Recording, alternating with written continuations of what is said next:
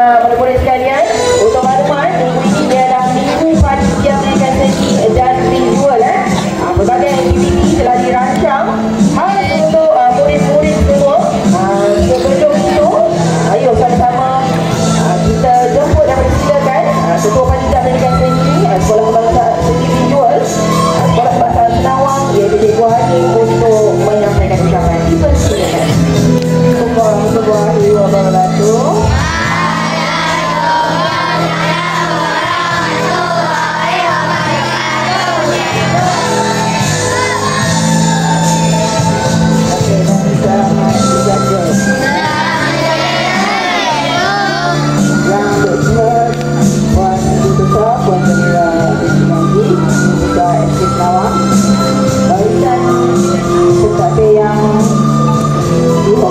Barisan ketua-ketua pengajar, barisan guru serta anak-anak semua. Pagi ini kita akan membuat satu majlis perhatian untuk panitia pendidikan ini visual.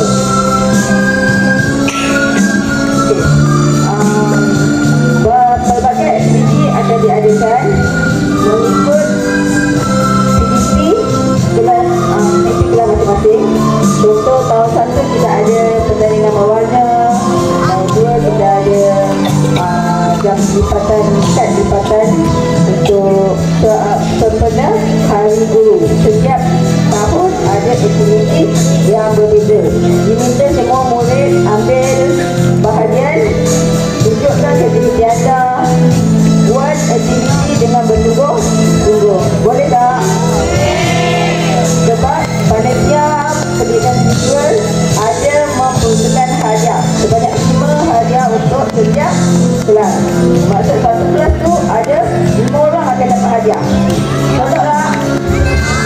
Okey, jadi kalau awak nak hadiah, awak nak naik kelas, nak dapat hadiah, pastikan awak buat aktiviti seni tu dengan bertunggung-tunggung. Gunakan aktiviti anda, curahkan aktiviti anda yang awak ada yang awak simpan, tunjukkan dalam pertandingan sendiri. Boleh? Terima kasih. Bismillahirrahmanirrahim. Assalamualaikum dan selamat pagi.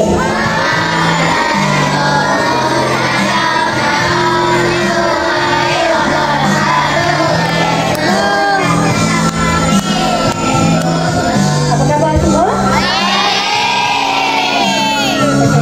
Saya harap anak-anak semua dapat mengambil bahagian dalam setiap pertandingan ataupun setiap aktiviti yang dilaksanakan. Okay, tunjukkan bakat masing-masing, tunjukkan kreativiti masing-masing, kerana ada hadiah yang disediakan. Setiap kelas, setiap aliran itu ada hadiah yang akan disediakan. Okay, dengan lafaz Bismillahirrahmanirrahim, saya menggunakan Ketua Panitia Pendidikan Seni Visual Senawang 2021. Sekian, terima kasih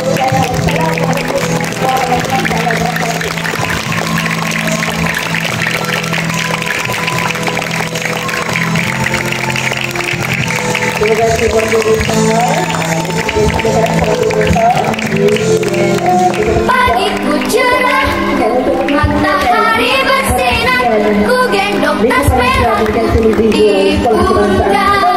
Selamat pagi semua, ku nantikan dirimu di depan kelasku, menantikan kami. Sayang, cinta tanpamu apa jadinya aku? Tak bisa baca tulis, mengerti banyak